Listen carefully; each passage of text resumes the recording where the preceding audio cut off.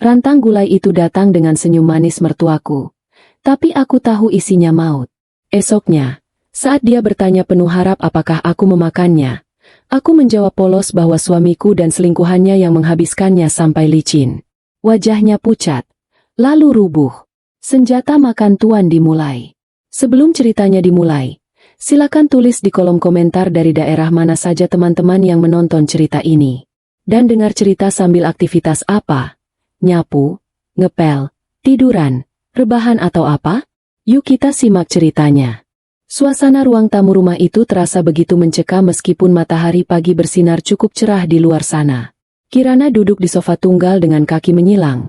Matanya menatap nanar ke arah pintu depan yang baru saja diketuk dengan tidak sabaran. Dia tahu siapa yang datang. Irama ketukan yang kasar dan penuh tuntutan itu hanya milik satu orang, yaitu Ibu Widya, mertuanya sendiri. Kirana menarik napas panjang, merapikan daster batiknya yang sederhana, lalu mengubah ekspresi wajahnya yang tadinya dingin menjadi wajah lugu, sedikit takut, dan penurut yang selama ini dia tampilkan di depan keluarga suaminya. Kirana berjalan perlahan menuju pintu, membiarkan ketukan itu berbunyi sekali lagi sebelum tangannya memutar kunci. Begitu pintu terbuka, sosok Ibu Widya berdiri di sana dengan dagu terangkat tinggi. Wanita parubaya itu mengenakan kebaya mencolok dengan perhiasan emas yang bergemerincing di pergelangan tangannya. Kontras sekali dengan penampilan Kirana yang polos tanpa riasan. Namun, ada yang aneh dari sorot mata Ibu Widya pagi ini. Matanya bergerak liar, meneliti wajah Kirana dari ujung rambut sampai ujung kaki, seolah sedang mencari tanda-tanda kesakitan atau kelemahan. Senyum yang tersungging di bibir merah menyala itu bukan senyum kerinduan seorang ibu kepada menantunya, melainkan senyum antisipasi yang mengerikan. Tanpa permisi, Ibu Widya melangkah masuk, menggeser tubuh Kirana dengan bahunya seolah menantu itu hanyalah gumpalan debu yang menghalangi jalan. Ibu Widya langsung duduk di sofa utama. Matanya masih terus menatap Kirana yang kini berdiri menunduk di hadapannya. Jantung Kirana berdegup tenang, sangat tenang, berbeda sekali dengan gemuruh kebencian yang ia rasakan dalam hatinya. Dia tahu persis apa yang ditunggu oleh mertuanya itu. Kemarin sore, Ibu Widya datang membawa rantang susun berisi gulai kambing yang baunya sangat tajam. Bersikeras agar Kirana memakannya sendiri karena Rama sedang tidak di rumah. Ibu Widya bilang itu gulai spesial resep keluarga agar Kirana cepat hamil. Padahal Kirana tahu betul aroma menyengat itu bukan hanya bumbu rempah, melainkan sesuatu yang jauh lebih jahat. Dengan suara yang dibuat semanis mungkin namun terdengar bergetar karena menahan antusiasme, Ibu Widya akhirnya membuka percakapan inti. Dia bertanya bagaimana kabar Kirana pagi ini, apakah tidurnya nyenyak, dan apakah perutnya terasa enak. Kirana menjawab dengan anggukan pelan dan suara lirih, mengatakan bahwa dia baik-baik saja. Jawaban itu membuat kening Ibu Widya berkerut. Mertua itu tampak tidak puas. Dia condong ke depan, menatap manik mata Kirana lekat-lekat, lalu bertanya langsung pada tujuannya. Dia bertanya tentang gulai yang dikirimnya kemarin, menanyakan apakah Kirana sudah memakannya karena gulai itu dimasak khusus dengan penuh cinta dan doa agar Kirana bisa segera memberikan cucu. Kirana diam sejenak, membiarkan keheningan menggantung di udara untuk mempermainkan emosi mertuanya. Dia melihat jakun Ibu Widya bergerak naik turun menelan ludah, menunggu jawaban yang diharapkan akan menjadi kabar kematian atau setidaknya kabar sakit parah. Kemudian, dengan wajah tanpa dosa dan mata bulat yang memancarkan kejujuran palsu, Kirana menjawab. Dia berkata bahwa dia minta maaf karena tidak memakan gulai itu. Dia beralasan bahwa saat dia membuka rantangnya, baunya sedikit aneh dan dia sedang tidak selera makan daging kambing karena takut kolesterolnya naik. Wajah Ibu Widya seketika berubah menjadi campuran antara kecewa dan marah. Dia hendak membentak Kirana karena menolak pemberiannya. Tapi kalimat Kirana selanjutnya membekukan darah di sekujur tubuh wanita tua itu. Kirana melanjutkan ceritanya dengan nada riang yang dibuat-buat. Dia bercerita bahwa kebetulan sekali kemarin sore Mas Rama pulang sebentar ke rumah untuk mengambil berkas. Rama melihat gulai itu dan berkata dia sangat lapar. Karena Kirana ingin menjadi istri yang berbakti dan tidak ingin membuang makanan pemberian ibu, Kirana memanaskan gulai itu dan memberikannya kepada Rama. Mata Ibu Widya membelalak lebar, pupilnya mengecil drastis. Mulutnya terbuka sedikit, tapi tidak ada suara yang keluar. Kirana, yang menikmati setiap detik perubahan ekspresi itu, menambahkan bumbu penyedap pada ceritanya. Dia bilang Rama tidak memakannya sendirian. Rama bilang dia akan membawa gulai itu ke apartemen Jessica. Wanita yang selama ini diakui Rama sebagai rekan kerja tapi sebenarnya adalah istri simpanan yang direstui oleh Ibu Widya sendiri. Kirana bercerita dengan polos bahwa Rama meneleponnya malam tadi. Bilang kalau dia dan Jessica makan gulai itu dengan sangat lahap sampai kuahnya pun tidak tersisa sedikit pun karena rasanya sangat nikmat. Detik itu juga, waktu seolah berhenti bagi Ibu Widya. Wajah yang tadinya merah karena bedak tebal itu kini berubah menjadi putih pucat seperti kertas. Keringat dingin sebesar biji jagung mulai bermunculan di dahinya. Tangannya yang penuh cincin emas mulai gemetar hebat, mencengkeram lengan sofa dengan kekuatan putus asa. Dalam kepalanya, skenario mengerikan berputar cepat. Racun tikus dosis tinggi yang dia campurkan ke dalam kuah gulai itu, racun yang seharusnya membunuh Kirana perlahan-lahan agar terlihat seperti sakit mendadak, kini justru masuk ke dalam tubuh anak laki-laki kesayangannya dan wanita yang dia gadang-gadang sebagai menantu idaman pembawa harta. Ibu Widya membayangkan Rama dan Jessica meregang nyawa dengan mulut berbusa di apartemen mewah itu. Napas Ibu Widya mulai tersengal-sengal, pendek dan cepat. Dia mencoba berdiri, mungkin ingin berteriak atau berlari menyelamatkan anaknya, tapi kakinya tidak bertenaga. Dia hanya bisa menunjuk Kirana dengan jari telunjuk yang bergetar hebat. Mulutnya komat kamit tanpa suara yang jelas, hanya erangan tertahan yang keluar dari tenggorokannya. Kirana masih berdiri di sana, memandang dengan ekspresi bingung yang dibuat-buat, bertanya apakah ibu baik-baik saja, kenapa wajah ibu pucat sekali. Pertanyaan itu terdengar seperti ejekan halus di telinga Ibu Widya yang berdengung kencang. Sesaat kemudian, tubuh Ibu Widya menegang kaku. Matanya mendelik ke atas hingga hanya terlihat bagian putihnya saja. Tubuhnya kejang-kejang hebat di atas sofa, membuat meja tamu bergetar karena hentakan kakinya. Mulutnya mulai mengeluarkan buih tipis, persis seperti apa yang dia bayangkan terjadi pada Rama. Kirana tidak langsung bergerak. Dia mematung selama beberapa detik, menatap mertuanya yang sedang dihantam karma instan dengan tatapan dingin yang tak tersentuh belas kasih. Dalam hati, Kirana tersenyum puas. Dia tahu serangan jantung atau stroke ringan akibat syok berat sedang menghajar tubuh tua itu. Barulah ketika tubuh Ibu Widya melosot lemas dan pingsan tak sadarkan diri, Kirana mulai berakting panik. Dia berteriak memanggil tetangga, berlari keluar rumah dengan wajah yang dibanjiri air mata buatan. Dia menjerit histeris mengatakan bahwa mertuanya tiba-tiba pingsan.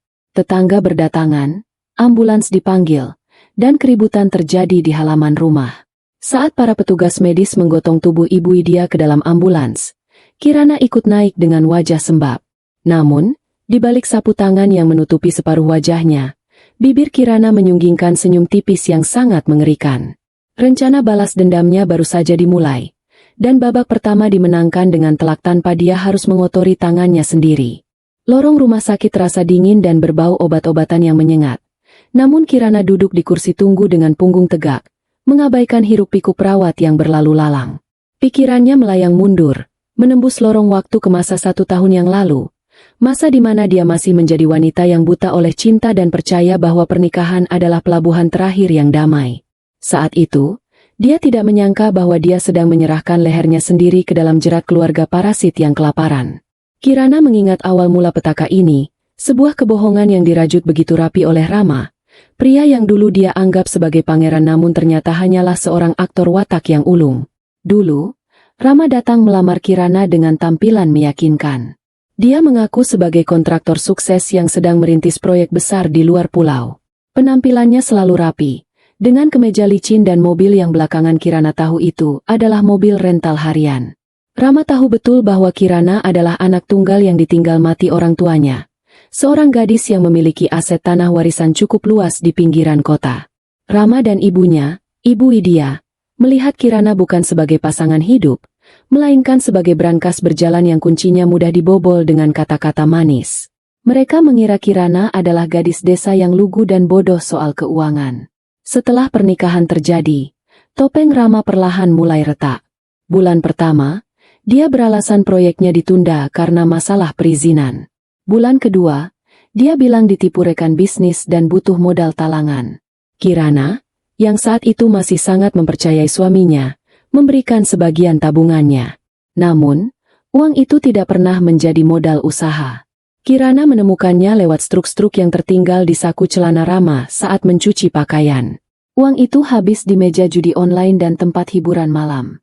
Ketika Kirana bertanya, Rama akan meledak marah, memaki Kirana sebagai istri yang tidak mendukung suami, istri yang perhitungan, dan tidak tahu berterima kasih. Penderitaan Kirana semakin lengkap dengan campur tangan Ibu Widya. Mertuanya itu tidak pernah membiarkan Kirana hidup tenang sehari pun. Setiap kali berkunjung, selalu ada saja cacat yang dia temukan. Masakan Kirana dibilang hambar, rumah dibilang kurang bersih, dan yang paling menyakitkan adalah hinaan tentang rahim Kirana. Ibu Widya sering menyindir di depan kerabat bahwa Kirana adalah lahan tandus yang tidak bisa memberikan keturunan. Padahal Ramalah yang jarang menyentuh Kirana dan menolak memeriksakan diri ke dokter. Kirana menelan semua hinaan itu bulat-bulat, mencoba menjadi istri solehah yang sabar, berharap suatu hari hati suami dan mertuanya akan luluh. Namun, titik balik kehancuran hati Kirana terjadi 6 bulan lalu. Saat itu, Rama mulai sering pulang larut atau bahkan tidak pulang sama sekali dengan alasan lembur di lokasi proyek. Sampai suatu hari, Rama membawa seorang wanita ke rumah. Wanita itu bernama Jessica. Rama memperkenalkannya sebagai sekretaris baru yang membantunya mengurus administrasi proyek. Jessica tampil modis, dengan tas yang terlihat mahal dan gaya bicara yang manja. Yang membuat hati Kirana hancur bukanlah kedatangan Jessica, melainkan sambutan Ibu Widya. Mertuanya itu menyambut Jessica dengan pelukan hangat, seolah Jessica adalah menantu yang sebenarnya. Di depan mata Kirana, Ibu Widya memuji-muji Jessica. Dia membandingkan kulit Jessica yang putih mulus dengan kulit Kirana yang sawo matang. Dia memuji Jessica yang terlihat berkelas dan anak orang kaya. Berbeda dengan Kirana yang dibilang kampungan hanya karena Kirana suka memakai daster di rumah. Kirana diperlakukan seperti pembantu di rumahnya sendiri, disuruh membuatkan minum dan menyiapkan makan siang untuk Rama, Ibu Widya, dan Jessica yang duduk tertawa-tawa di ruang tamu. Mereka bicara tentang bisnis fiktif, tentang rencana liburan ke Bali, dan tentang masa depan yang cerah, seolah Kirana tidak ada di sana. Yang tidak mereka ketahui adalah, Kirana tidak semiskin dan sebodoh yang mereka kira. Rumah yang mereka tempati, yang Rama kira adalah rumah kontrakan yang dibayar Rama, padahal uangnya dari Kirana juga. Sebenarnya sudah dibeli lunas oleh Kirana menggunakan uang warisan ayahnya jauh sebelum menikah. Namun, sertifikatnya aman tersimpan di deposit box bank, bukan di lemari rumah. Kirana juga sebenarnya pemilik saham mayoritas di sebuah perusahaan tekstil yang dikelola oleh orang kepercayaannya, paman dari pihak ibunya. Kirana sengaja menyembunyikan identitas aslinya untuk mencari laki-laki yang tulus mencintainya apa adanya, bukan karena hartanya. Sayangnya, dia mendapatkan Rama. Suatu malam, Kirana pura-pura tidur ketika Rama sedang menelepon di balkon kamar. Suara Rama terdengar jelas di tengah kesunyian malam. Rama sedang berbicara dengan Jessica dengan nada mesra yang menjijikan. "Sabar ya sayang," kata Rama saat itu. Si bodoh itu masih punya satu tanah lagi yang belum dijual. Begitu dia jual tanah itu buat bayar utang judiku yang kubilang utang proyek, kita sikat uangnya, terus aku cerai dia. Habis itu kita nikah resmi. Ibuku juga udah gak sabar punya mantu kayak kamu, bukan kayak si Kirana yang ngebosenin itu.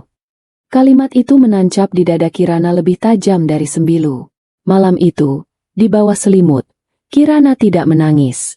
Air matanya sudah kering.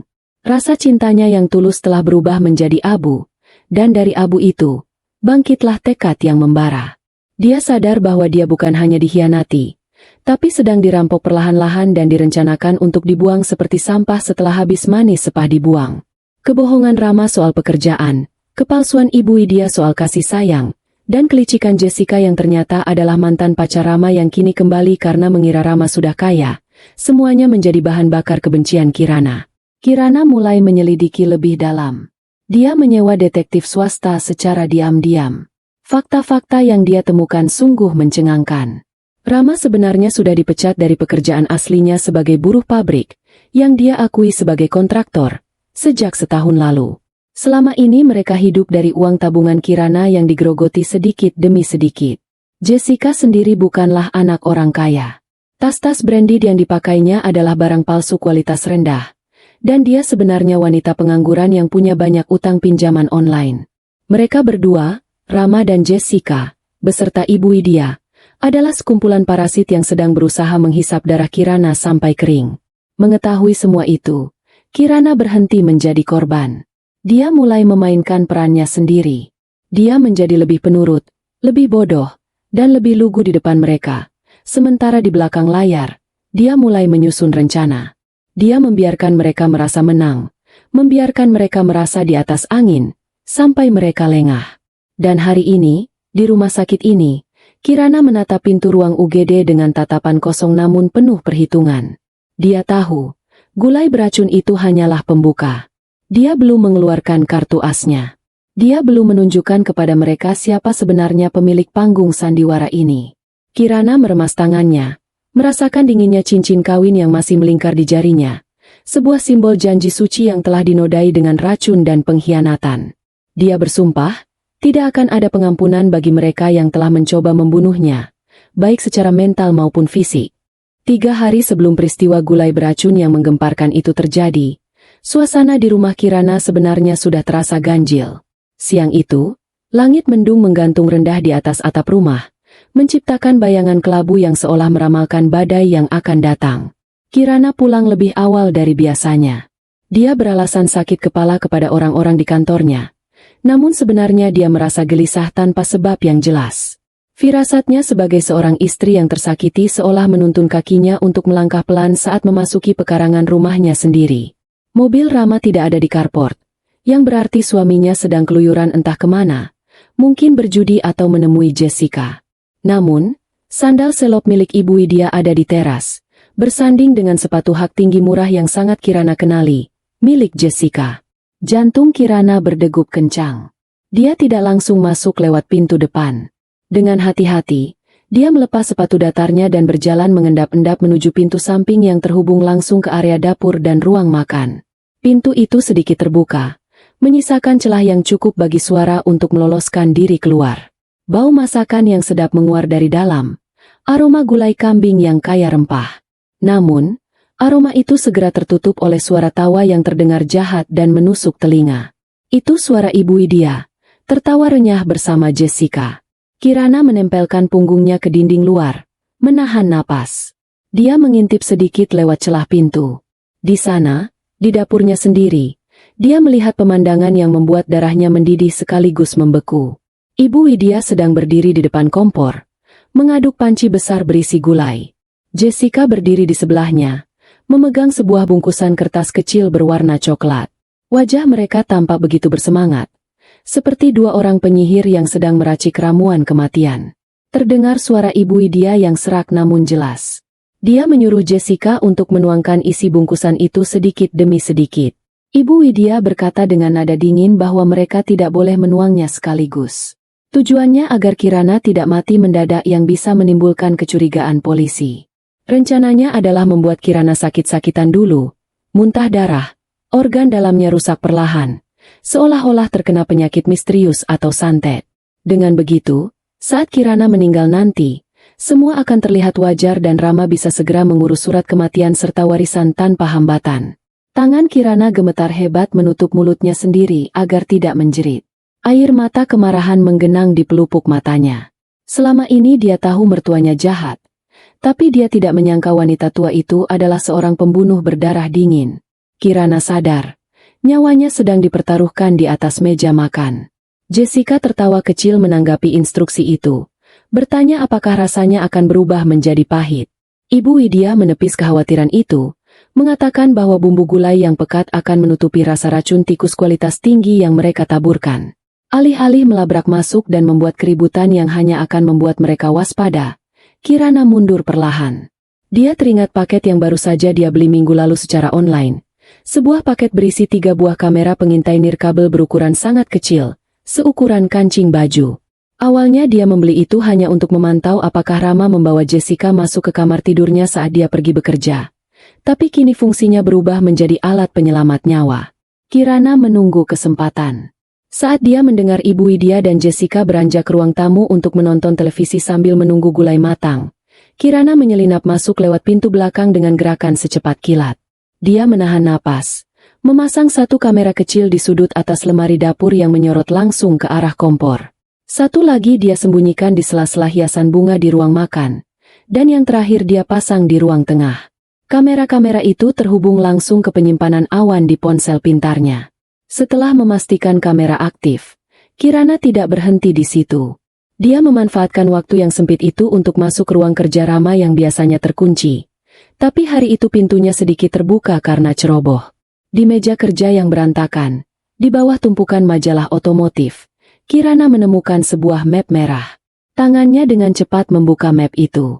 Isinya adalah surat perjanjian utang piutang dengan pihak rentenir dan pinjaman online ilegal. Angkanya fantastis, mencapai ratusan juta rupiah. Namun, yang membuat mata Kirana terbelalak adalah jaminannya. Di sana tertulis jaminan berupa sertifikat hak milik, SHM, rumah yang mereka tempati. Kirana hampir tertawa getir. Rama, si suami bodoh itu, rupanya telah memalsukan sertifikat rumah ini. Sertifikat asli rumah mewah ini aman tersimpan di Safe Deposit Box Bank, atas nama Kirana sendiri sejak sebelum menikah. Rama rupanya membayar orang untuk membuat sertifikat palsu demi mendapatkan uang pinjaman. Ini adalah senjata kedua yang sangat mematikan. Dengan bukti ini, Kirana bisa menjebloskan Rama ke penjara atas tuduhan pemalsuan dokumen negara dan penipuan. Sore itu, Kirana keluar lagi dari rumah lewat jalan yang sama tanpa ketahuan. Dia pergi ke kafe terdekat, menenangkan dirinya yang masih gemetar. Di layar ponselnya, dia memutar ulang rekaman CCTV yang baru saja terpasang. Gambar Ibu Widya menaburkan bubuk racun itu terekam dengan sangat jelas. Bahkan audio percakapan busuk mereka terdengar jernih. Kirana menyimpan file itu di 3 tempat berbeda, di ponselnya, di laptopnya, dan dia kirimkan ke email pengacara kepercayaan ayahnya. Hari itu, Kirana pulang ke rumah seolah tidak terjadi apa-apa. Dia menyapa Ibu Widya dan Jessica dengan senyum ramah yang biasa, meski hatinya berteriak jijik.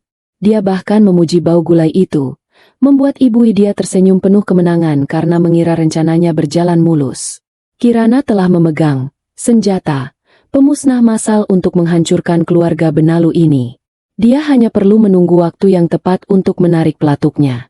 Dan waktu itu datang 3 hari kemudian, saat Ibu Widya memaksanya memakan gulai itu sendirian. Kirana sudah siap. Dia tidak akan menjadi korban. Dia akan menjadi hakim, jaksa, sekaligus eksekutor bagi mereka yang mengkhianatinya. Kembali ke masa kini, di koridor rumah sakit yang berbau antiseptik. Ibu Widya masih terbaring di ruang perawatan intensif setelah mengalami serangan stroke ringan akibat syok berat mendengar cerita karangan Kirana. Di ruang tunggu VIP, Kirana duduk dengan wajah yang dia atur sedemikian rupa agar terlihat cemas. Namun matanya tetap waspada memantau situasi. Rama duduk di seberangnya dengan kepala tertunduk, menjambak rambutnya sendiri karena frustrasi, sementara Jessica duduk di samping Rama, mengelus punggung pria itu dengan gaya yang dibuat-buat, sesekali melirik sinis ke arah Kirana. Rama tiba-tiba berdiri, menatap tajam ke arah Kirana. Dengan suara yang tertahan namun penuh amarah, dia menyalahkan Kirana atas kejadian ini. Rama menuduh Kirana ceroboh karena memberikan makanan basi kepada ibunya. Rama tentu saja tidak tahu soal racun itu. Dia hanya tahu ibunya pingsan setelah mendengar gulai itu dimakan olehnya. Kirana menunduk, memainkan peran istri yang merasa bersalah. Dia meminta maaf dengan suara lirih, mengatakan bahwa dia tidak bermaksud membuat ibu kaget. Dia hanya berkata jujur bahwa gulai itu sudah habis dimakan Rama dan Jessica. Sebuah kebohongan yang masih dia pertahankan untuk menjaga sandiwara ini tetap berjalan. Di balik wajah sedihnya, otak Kirana bekerja sangat cepat menyusun strategi. Saat Rama dan Jessica sibuk berdebat kecil tentang siapa yang harus menjaga Ibu Widya malam ini, Kirana pamit sebentar dengan alasan ingin membeli makanan dan menebus obat. Begitu dia keluar dari pandangan mereka dan masuk ke dalam mobilnya di parkiran, wajah sedih itu lenyap seketika, berganti dengan ekspresi dingin yang penuh determinasi. Kirana mengeluarkan ponsel khususnya. Dia menghubungi Pak Handoko, pengacara senior yang dulu mengurus aset ayahnya dan kini menjadi satu-satunya orang yang tahu identitas asli Kirana sebagai pewaris tunggal. Suara berat Pak Handoko terdengar di ujung telepon, menanyakan instruksi selanjutnya. Kirana memberikan perintah dengan tegas dan tanpa keraguan. Dia meminta Pak Handoko untuk segera memproses hasil uji laboratorium dari sampel gulai yang sudah Kirana amankan diam-diam sebelum dia membuang sisanya ke saluran pembuangan. Tadi pagi, sebelum Ibu Widya datang menagih jawaban, Kirana sudah lebih dulu mengambil sedikit kuah dan daging gulai itu, memasukkannya ke dalam botol kecil steril, dan mengirimkannya ke lab forensik swasta lewat kurir. Hasil sementara yang dikirimkan Pak Handoko via pesan singkat membuat senyum tipis terukir di bibir Kirana. Positif mengandung arsenik dalam dosis yang mematikan jika dikonsumsi rutin, atau menyebabkan kerusakan organ permanen. Bukti fisik ini, ditambah dengan rekaman CCTV, sudah lebih dari cukup untuk menyeret Ibu Widya ke penjara seumur hidup atas tuduhan percobaan pembunuhan berencana. Namun, Kirana tidak ingin sekadar memenjarakan mereka. Itu terlalu mudah dan terlalu cepat. Dia ingin menghancurkan mereka secara menyeluruh. Mental, sosial, dan finansial. Dia ingin mempermalukan mereka di depan semua orang yang selama ini meremehkannya. Kirana menginstruksikan Pak Handoko untuk menyiapkan berkas-berkas kepemilikan aset, bukti transfer uang perusahaan yang dicuri Rama, dan bukti utang-utang Rama. Semua harus tersusun rapi dalam sebuah presentasi. Kirana kemudian menelepon sebuah catering mahal dan event organizer. Dia memesan layanan kilat untuk acara 2 hari lagi. Judul acaranya terdengar sangat mulia. Syukuran kesembuhan Ibu Widya dan doa bersama.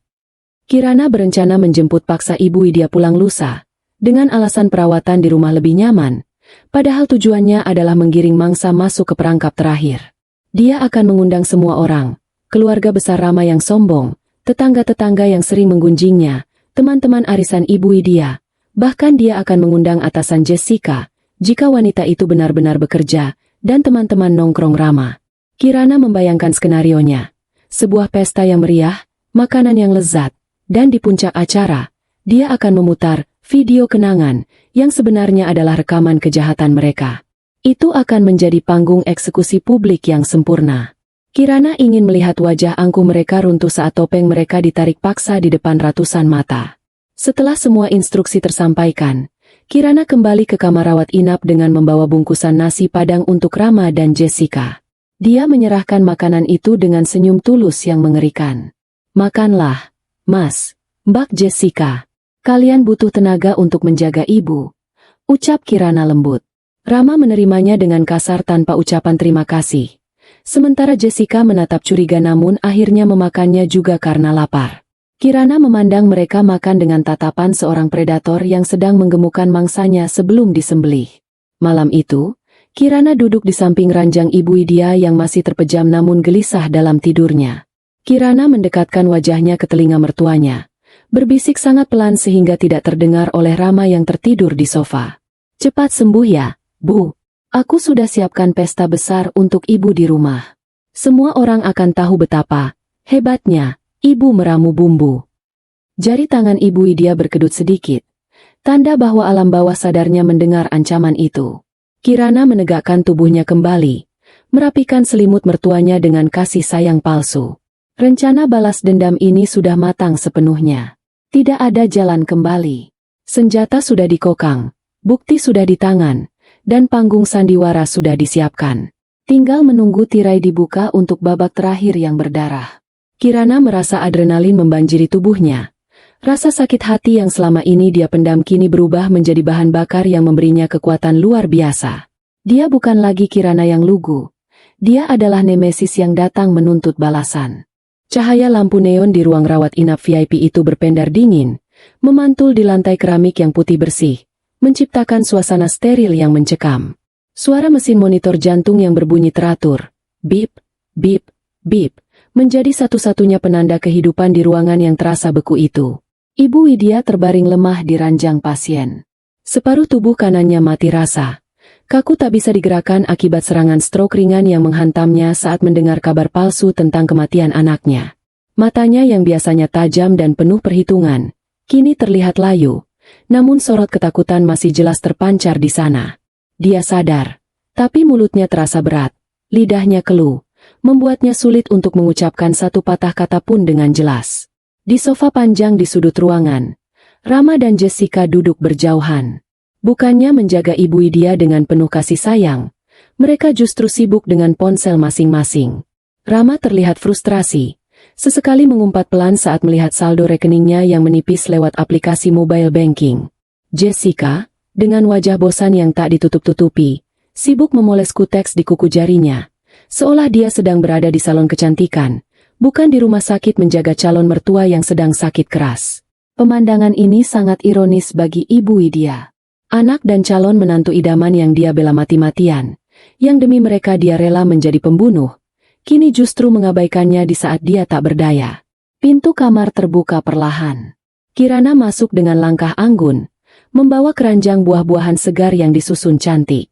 Penampilannya hari ini sedikit berbeda. Dia mengenakan blus putih bersih dan celana bahan berwarna krem. Rambutnya diikat rapi, memberikan kesan segar namun tetap sederhana. Di wajahnya terpasang senyum tipis yang sulit diartikan. "Mas Rama, Mbak Jessica, kalian pasti lelah," sapa Kirana dengan suara lembut yang menenangkan. "Aku bawakan buah dan sedikit camilan. Kalau kalian mau cari makan siang atau ngopi di kantin bawah, silakan saja. Biar aku yang jaga ibu sebentar." Rama langsung mendongak. Matanya berbinar mendengar tawaran itu. Dia memang sudah muak terkurung di kamar berbau obat ini. "Baguslah kalau kamu tahu diri. Jaga ibu yang benar. Jangan sampai dia kenapa-napa lagi gara-gara kecerobohanmu," bentak Rama kasar sambil berdiri, menyambar jaket kulitnya. Dia menoleh ke arah Jessica. "Ayo, Yang. Kita cari makan enak di depan." Jessica mengangguk antusias, menyimpan botol kuteksnya ke dalam tas. Tanpa menoleh atau berpamitan pada Ibu Widya yang terbaring tak berdaya, dia melenggang keluar mengekori Rama. "Jangan lama-lama ya, Kirana. Aku nggak mau di sini sampai malam," ucap Jessica ketus sebelum pintu tertutup rapat. Kini, tinggal Kirana dan Ibu Widya di ruangan itu. Keheningan kembali merajai, namun kali ini terasa jauh lebih berat dan menekan. Kirana meletakkan keranjang buah di atas nakas, lalu menarik kursi penunggu mendekat ke sisi ranjang, tepat di sebelah telinga Ibu Widya yang masih berfungsi normal. Dia duduk dengan tenang, menatap wajah mertuanya lekat-lekat. Tidak ada lagi ekspresi takut atau lugu di wajah Kirana. Tatapannya dingin, tajam, dan menusuk, seperti mata pisau bedah yang siap menguliti kebenaran. Ibu Widya mencoba berbicara, bibirnya bergerak-gerak gemetar, mengeluarkan suara erangan yang tidak jelas. Hahaha. Kirana tersenyum, tapi senyum itu tidak mencapai matanya. Dia mencondongkan tubuhnya ke depan, mendekatkan bibirnya ke telinga Ibu Widya. "Ibu mau tanya soal Rama?" Ibu kaget ya, melihat Rama masih hidup sehat walafiat, tidak keracunan, tidak mulut berbusa seperti yang ibu bayangkan. Mata Ibu Widya membelalak. Jantungnya mulai berdegup lebih kencang. Bip, bip, bip. Irama monitor mulai berubah sedikit lebih cepat. Kirana melanjutkan bisikannya dengan nada yang sangat santai, seolah sedang menceritakan dongeng tidur. "Ibu tahu, gulai kambing yang ibu masak dengan bumbu rahasia, itu sebenarnya tidak pernah dimakan oleh siapapun." "Aku berbohong, Bu. Waktu ibu datang dan bertanya, aku langsung tahu ibu mengharapkan kabar kematianku. Jadi, aku kasih ibu kejutan kecil. Aku bilang Rama yang memakannya. Dan boom, ibu langsung pingsan ketakutan." Air mata mulai menggenang di sudut mata Ibu Widya. Dia ingin berteriak, ingin memanggil perawat, tapi tubuhnya mengkhianatinya. Dia terperangkap dalam penjara dagingnya sendiri, dipaksa mendengarkan pengakuan dosa dari wanita yang selama ini dia anggap bodoh. "Kenapa aku tidak memakannya?" Kirana mengambil jeda sejenak. Tangannya terulur merapikan anak rambut Ibu Widya yang berantakan dengan gerakan yang terlampau lembut. Kontras dengan kalimatnya. "Karena aku melihat ibu. 3 hari lalu, aku pulang cepat. Aku ada di balik pintu dapur saat ibu dan Jessica menaburkan racun tikus itu ke dalam panci. Aku dengar semuanya. Bu, rencana ibu biar aku mati pelan-pelan, biar organku rusak, biar Rama bisa menguasai hartaku." Napas Ibu Widya mulai tersengal. Bunyi monitor semakin cepat. Bip bip bip bip. Rasa panik yang luar biasa menjalar dari dada ke seluruh tubuhnya. Rahasianya terbongkar. Menantunya tahu semuanya. Dan ibu tahu apa yang paling menarik. Kirana mengeluarkan ponselnya, memutar sebuah video pendek tanpa suara namun layarnya diarahkan tepat ke wajah Ibu Widya. Di layar itu, terlihat jelas rekaman CCTV kualitas tinggi. Tangan Ibu Widya yang keriput sedang menuangkan bubuk dari bungkusan coklat ke dalam panci gulai, sementara Jessica tertawa di sampingnya. "Aku punya rekamannya, Bu. Jelas sekali. Dan gulai itu, tidak aku buang. Sampelnya sudah ada di laboratorium forensik. Hasilnya positif arsenik dosis tinggi. Polisi hanya menunggu laporanku. Tapi tenang saja, aku belum lapor polisi sekarang. Aku ingin ibu sembuh dulu. Aku ingin ibu hadir di pesta syukuran yang sudah kusiapkan di rumah lusa nanti. Pesta penyambutan untuk ibu mertua tersayang. Di sana, di depan semua tetangga dan keluarga besar yang ibu banggakan, kita akan nonton video ini sama-sama. Tubuh Ibu Widya mengejang hebat. Matanya melotot seolah hendak keluar dari rongganya. Ketakutan akan penjara, rasa malu yang tak terbayangkan, dan kesadaran bahwa dia telah kalah telak dari Kirana, menghantam mentalnya sekaligus. Tekanan darahnya melonjak drastis. Monitor jantung mulai berbunyi nyaring, memberikan peringatan bahaya. It! Alarm monitor berbunyi panjang. Pintu kamar terbuka dengan kasar. Dokter dan 2 orang perawat berlarian masuk dengan wajah panik. Ada apa ini? Pasien kenapa? Teriak dokter sambil memeriksa kondisi Ibu Widya yang kejang-kejang. Kirana langsung berdiri, mundur beberapa langkah dengan wajah yang berubah drastis menjadi penuh kekhawatiran dan air mata buatan. Dokter, tolong ibu. Saya nggak tahu, dok. Saya cuma lagi pijat tangan ibu. Tiba-tiba ibu kejang lagi. Ya Tuhan, ibu kenapa? Isak Kirana dengan suara parau yang sangat meyakinkan. Dokter sibuk memberikan suntikan penenang dan menstabilkan kondisi pasien. Tidak menaruh curiga sedikit pun pada menantu yang terlihat begitu berbakti dan panik itu. Sementara di sudut ruangan, di balik tangan yang menutupi wajahnya seolah sedang menangis, Kirana menyeringai. Serangan mental pertama berhasil. Dia telah menghancurkan semangat hidup mertuanya. Kini, Ibu Widya akan hidup dalam teror setiap detik, menunggu hari penghakiman yang akan datang 2 hari lagi. Penjara pikiran itu jauh lebih menyiksa daripada penjara jeruji besi. 2 hari kemudian, rumah Kirana tampak ramai dan meriah. Tenda besar berwarna putih dan emas terpasang di halaman depan, menaungi puluhan kursi yang sudah tertata rapi. Aroma masakan catering yang lezat menguar ke udara, menggugah selera para tamu undangan yang mulai berdatangan sejak sore. Kirana benar-benar totalitas dalam menyiapkan acara ini. Dia mengundang semua orang, tetangga satu blok, keluarga besar dari pihak Rama yang selama ini sering merendahkannya, teman-teman arisan Ibu Widya yang bermulut pedas, bahkan beberapa rekan bisnis Rama yang sebenarnya teman judinya. Di teras rumah, Rama berdiri gagah dengan kemeja batik sutra yang baru dibelinya. Tentu saja menggunakan kartu kredit tambahan yang tagihannya lari ke rekening Kirana. Di sebelahnya berdiri Jessica, mengenakan gaun brokat ketat yang memamerkan lekuk tubuhnya, tersenyum lebar menyambut tamu seolah dia adalah nyonya rumah. Mereka berdua tampak sangat percaya diri. Mereka mengira acara ini murni inisiatif Kirana sebagai bentuk permintaan maaf dan upaya mengambil hati keluarga suami. Mereka merasa menang. Mereka merasa Kirana akhirnya tunduk total. Ibu Widya duduk di kursi roda di posisi paling depan, dekat dengan panggung kecil yang disiapkan. Wajahnya terlihat jauh lebih tua dari beberapa hari lalu. Sebelah wajahnya merot akibat stroke, dan tatapan matanya kosong, penuh ketakutan. Dia tidak bisa bicara banyak, hanya bergumam tak jelas. Setiap kali matanya menangkap sosok Kirana yang sibuk mondar-mandir mengatur catering, tubuh Ibu Widya akan gemetar. Dia ingin memperingatkan Rama, ingin berteriak pada Jessica untuk lari, tapi lidahnya terkunci. Kirana telah memastikan Ibu Widya nyaman di kursi rodanya, mengunci posisinya agar tidak bisa kemana-mana. Acara dimulai dengan sambutan basa-basi dari Pak RT, diikuti doa bersama. Kemudian, Rama naik ke panggung kecil, memegang mikrofon dengan gaya angkuh. Terima kasih bapak-bapak dan ibu-ibu yang sudah hadir.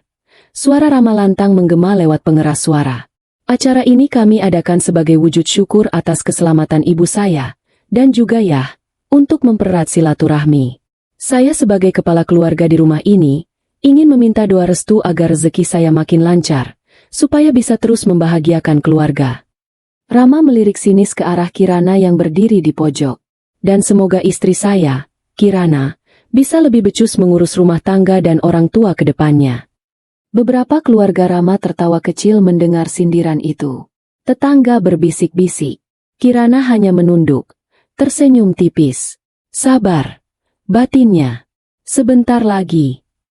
Nah, sebelum kita makan, lanjut Rama. Kirana katanya mau memutar video kenangan keluarga. Silakan, jangan lama-lama ya. Rama turun dari panggung, duduk di sebelah Jessica yang langsung bergelayut manja di lengannya.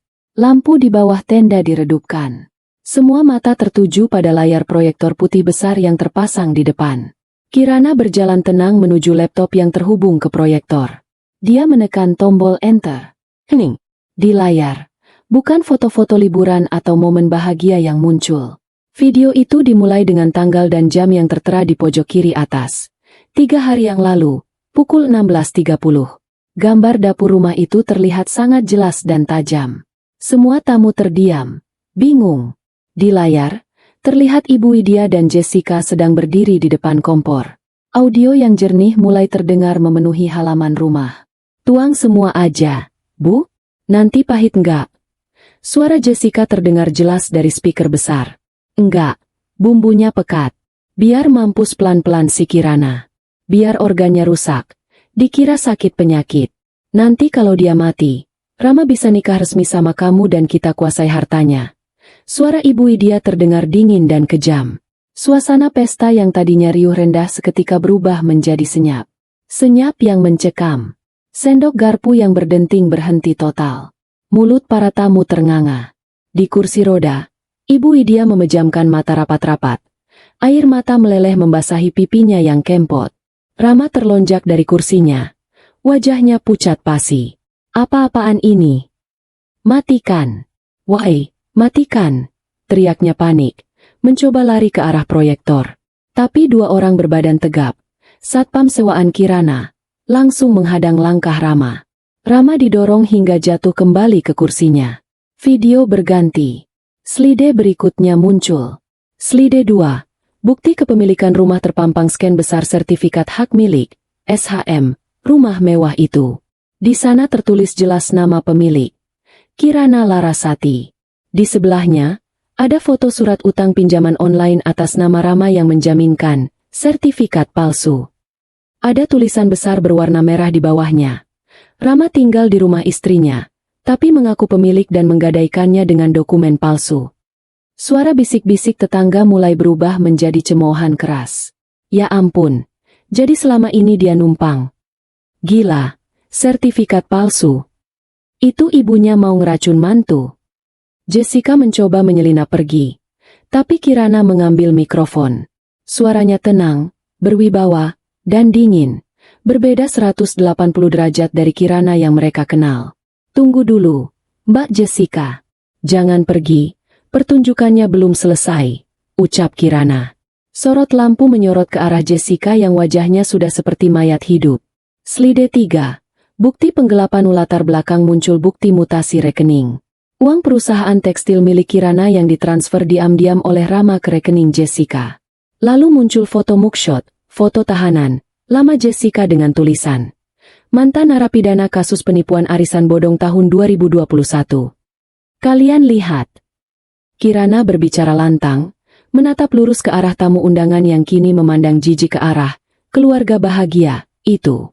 Selama ini saya diam. Saya pura-pura bodoh. Saya biarkan suami saya mengaku sebagai pengusaha sukses padahal pengangguran yang makan dari uang warisan ayah saya. Saya biarkan mertua saya menghina saya. Tapi ketika mereka mencoba membunuh saya dengan racun tikus, maaf, saya harus melawan. Rama gemetar hebat. Dia menatap sekeliling.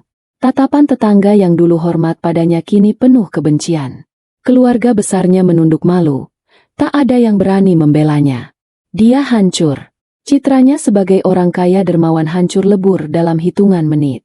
Kirana. Dek, ini salah paham. Rama mencoba membela diri dengan suara gemetar.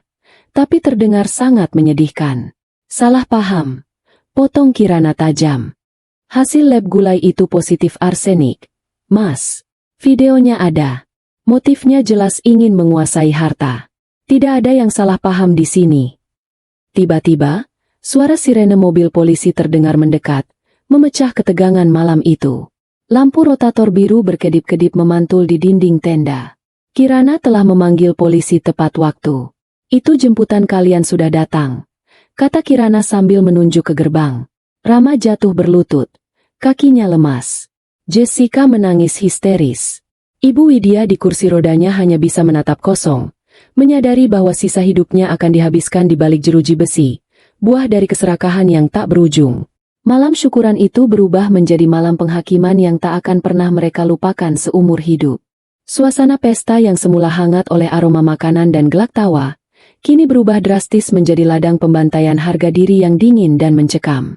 Udara malam yang berhembus di halaman rumah mewah itu terasa menusuk tulang, membawa serta ketegangan yang begitu pekat hingga rasanya bisa diiris dengan pisau.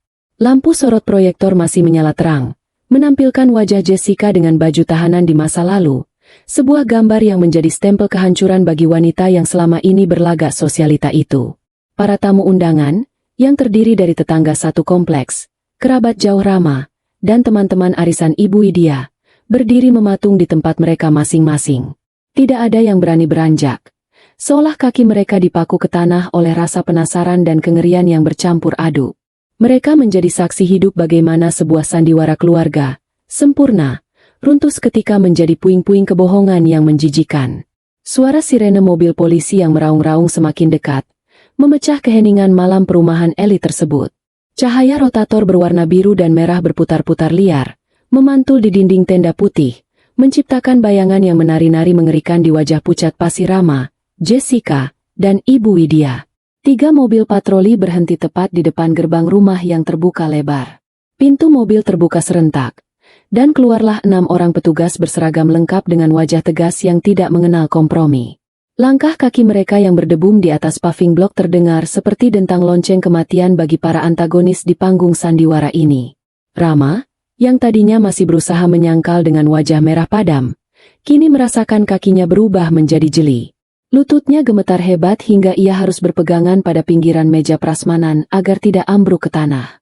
Ia menatap nanar ke arah petugas yang berjalan mendekat.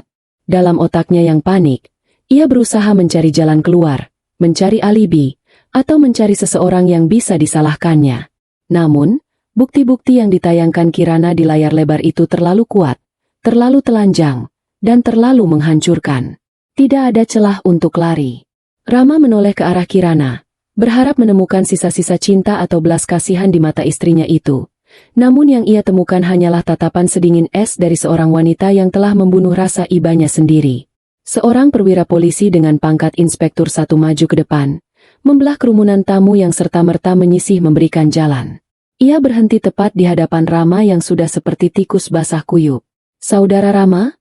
tanya petugas itu dengan suara bariton yang berat dan mengintimidasi. Rama tidak mampu menjawab, lidahnya keluh, hanya anggukan lemah yang bisa ia berikan. "Atas laporan dari Ibu Kirana Larasati dan bukti-bukti awal yang kami terima, saudara kami tangkap atas dugaan tindak pidana penggelapan dana perusahaan, pemalsuan dokumen negara berupa sertifikat tanah, dan permufakatan jahat dalam percobaan pembunuhan berencana," ucap petugas itu lantang, sengaja agar seluruh tamu undangan mendengarnya.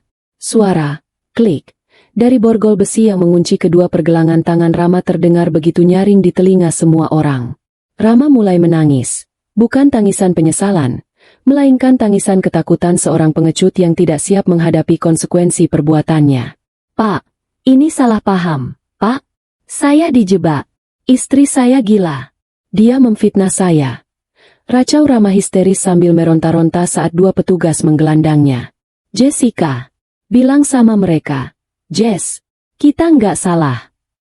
Jessica, yang melihat Rama diseret seperti penjahat, seketika kehilangan topeng manisnya. Wajah cantiknya berubah menjadi beringas karena panik. Saat seorang polisi wanita mendekatinya, Jessica mundur ketakutan hingga menabrak kursi. "Jangan sentuh saya. Saya nggak tahu apa-apa. Rama yang paksa saya. Rama yang suruh saya beli racun itu. Saya cuma korban," teriak Jessica melengking, berusaha melempar semua kesalahan pada kekasih gelapnya itu. Pengkhianatan di antara para penjahat itu terjadi begitu cepat dan menjijikan, membuat para tetangga menggelengkan kepala dengan tatapan jijik. "Saudari Jessica, Anda juga kami amankan atas dugaan keterlibatan dalam percobaan pembunuhan dan penipuan identitas. Anda bisa menjelaskan semuanya di kantor polisi," ujar polisi wanita itu tegas sambil mencengkeram lengan Jessica dan memasangkan borgol. Jessica menjerit-jerit, kakinya menendang-nendang udara, merusak tatanan gaun mahalnya yang kini tampak konyol. Sementara itu, Proses penangkapan Ibu Widya menjadi tontonan yang paling tragis sekaligus memuaskan bagi Kirana. Wanita tua yang biasanya angkuh dan selalu mendongakkan kepala itu kini terperosok tak berdaya di kursi rodanya. Air liur menetes dari sudut bibirnya yang miring akibat stroke.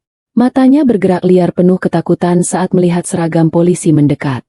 Dia ingin berteriak, ingin memaki Kirana sebagai menantu durhaka, tapi suaranya hanya keluar sebagai erangan-erangan ganjil yang menyedihkan.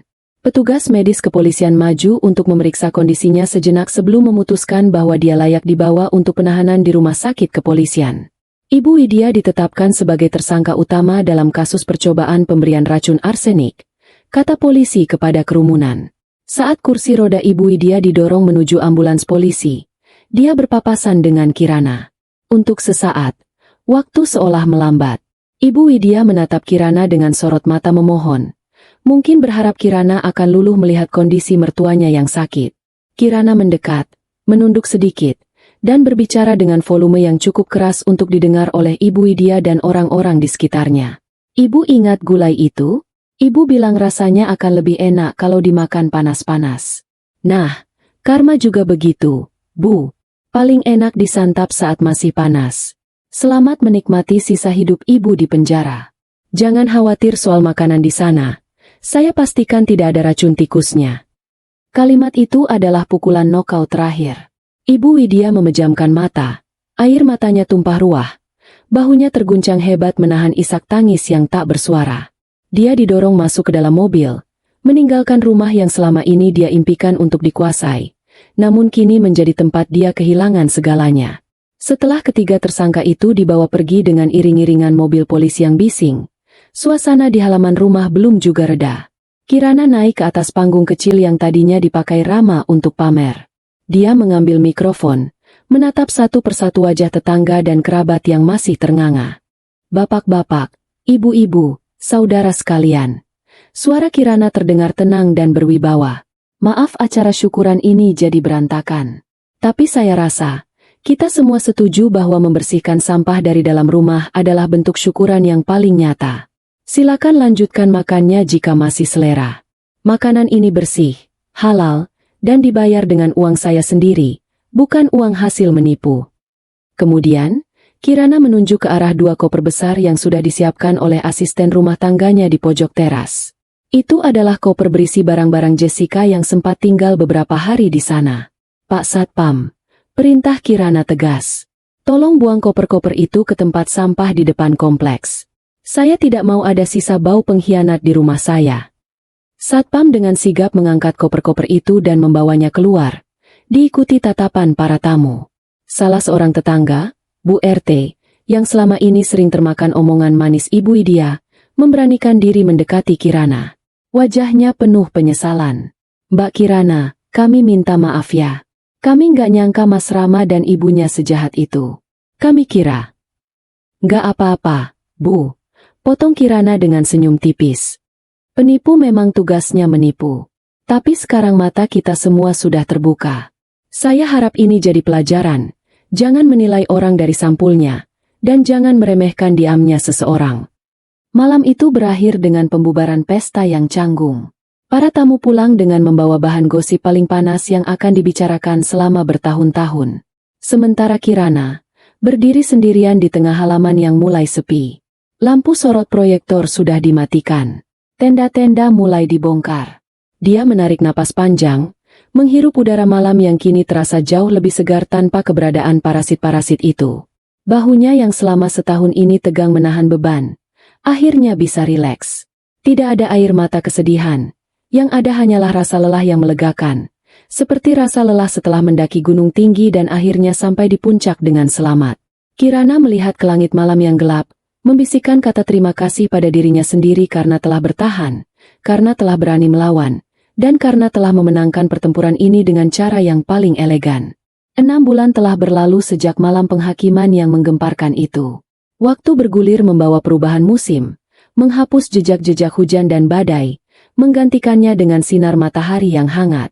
Di sebuah gedung perkantoran modern di pusat kota, seorang wanita muda berjalan dengan langkah tegap melintasi lobi. Sepatu hak tingginya berdetak berirama di atas lantai marmer, memancarkan aura kepercayaan diri yang kuat. Para karyawan yang berpapasan dengannya menunduk hormat, menyapanya dengan sebutan, Ibu Direktur. Wanita itu adalah Kirana. Dia bukan lagi istri rumah tangga yang memakai daster lusuh dan menunduk takut pada mertua. Dia kini telah mengambil alih sepenuhnya kendali atas perusahaan tekstil warisan ayahnya, membawanya bangkit dari stagnasi dan meraih keuntungan besar. Di ruang kerjanya yang luas dengan dinding kaca menghadap cakrawala kota, Kirana duduk di kursi kulitnya yang nyaman. Di mejanya, tergeletak sebuah surat kabar lokal. Di halaman kriminal bagian bawah, ada berita kecil yang mungkin terlewat oleh banyak orang, tapi tidak oleh Kirana. Judulnya singkat, seorang tahanan wanita meninggal dunia akibat komplikasi stroke di klinik lapas. Itu adalah berita kematian Ibu Widya. Kirana membaca berita itu tanpa ekspresi. Laporan itu menyebutkan bahwa Ibu Widya meninggal dalam kesepian. Sejak ditahan, kondisinya terus menurun. Stroke yang dideritanya semakin parah karena depresi berat. Tidak ada keluarga yang menjenguk. Tidak ada teman arisan yang datang membawakan buah. Dia menghabiskan hari-hari terakhirnya di atas kasur tipis penjara. Tidak bisa bicara, tidak bisa bergerak. Hanya bisa menatap langit-langit sel yang lembab sambil meratapi keserakahannya.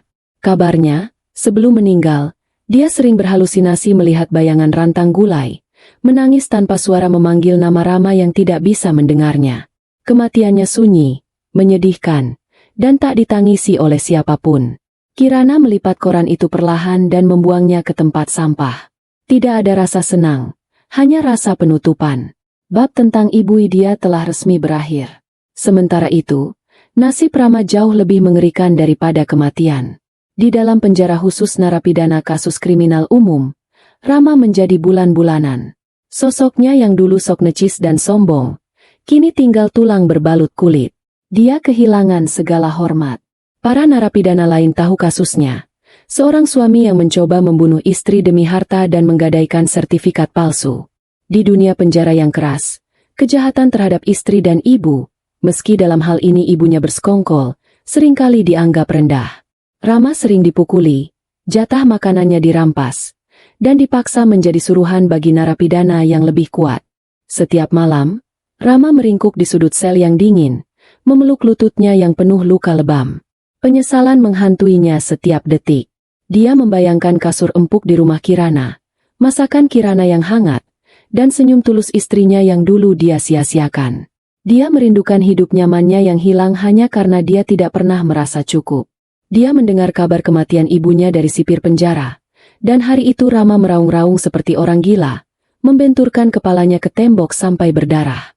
Dia menyadari bahwa dialah penyebab kematian ibunya. Dialah yang menyeret ibunya ke dalam rencana busuk ini.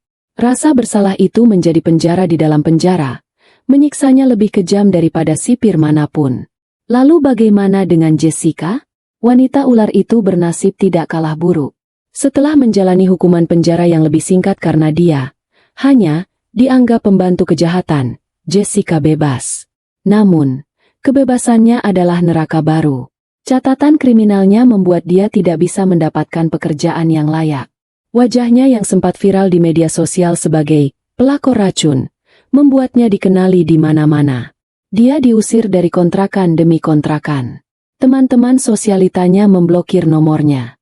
Kini, Jessica tinggal di sebuah kamar petak kumuh di pinggiran kota yang rawan banjir. Kecantikan yang dulu dia banggakan telah pudar oleh kerasnya hidup dan kurang gizi. Dia bekerja serabutan sebagai pencuci piring di warung tenda pinggir jalan dengan upah yang hanya cukup untuk makan sekali sehari. Setiap kali dia melihat mobil mewah lewat, hatinya perih mengingat dia hampir memiliki hidup itu. Tapi bayangan Kirana yang melempar kopernya keluar pagar selalu muncul, mengingatkannya bahwa dia telah kalah telak. Dia hidup dalam ketakutan dikejar debt collector pinjaman online yang dulu dia pakai untuk gaya hidup palsunya. Hidupnya kini hanyalah tentang lari dan sembunyi. Kembali ke rumah mewah Kirana. Sore itu, sinar matahari keemasan menerobos masuk lewat jendela balkon. Rumah itu telah direnovasi. Kirana membuang semua perabotan lama yang pernah disentuh oleh Rama dan keluarganya. Dinding-dinding dicat ulang dengan warna cerah, memberikan nuansa baru yang segar dan positif. Tidak ada lagi jejak kenangan pahit di sana. Kirana sedang duduk santai di kursi rotan di balkon kamarnya, menikmati secangkir teh chamomile yang hangat. Dia baru saja selesai melakukan yoga. Tubuhnya terasa bugar, pikirannya jernih. Dia menatap taman belakang yang kini penuh dengan bunga-bunga bermekaran, hasil tangannya sendiri. Dia merasa damai. Kedamaian yang mahal harganya, namun sepadan dengan perjuangannya. Ponsel di meja kecil bergetar. Sebuah nama muncul di layar. Adit. Kirana tersenyum. Kali ini senyum yang benar-benar tulus dan mencapai matanya. Adit adalah rekan bisnis barunya. Seorang pria sederhana namun cerdas dan sangat menghormati wanita. Mereka baru berkenalan 3 bulan lalu dalam sebuah seminar bisnis, dan Adit tidak tahu menahu tentang masa lalu Kirana. Namun dia memperlakukan Kirana dengan sangat baik tanpa tahu harta kekayaan Kirana. Adit menyukai Kirana karena kecerdasannya, bukan asetnya. Kirana mengangkat telepon itu. Halo, Adit. Sapanya lembut. Halo, Kirana. Maaf mengganggu sore-sore. Aku cuma mau tanya. Proposal proyek yang kita bahas kemarin sudah disetujui. Apa kamu ada waktu makan malam besok untuk merayakannya? Di tempat sederhana saja. Ada warung sate enak langgananku. Suara Adit terdengar antusias namun sopan. Kirana tertawa kecil. Ajakan makan di warung sate terdengar jutaan kali lebih menarik daripada makan malam mewah penuh kepalsuan bersama Rama dulu. Tentu, Dit. Aku suka sate. Jemput aku jam 7 ya. Kirana menutup telepon dengan hati berbunga.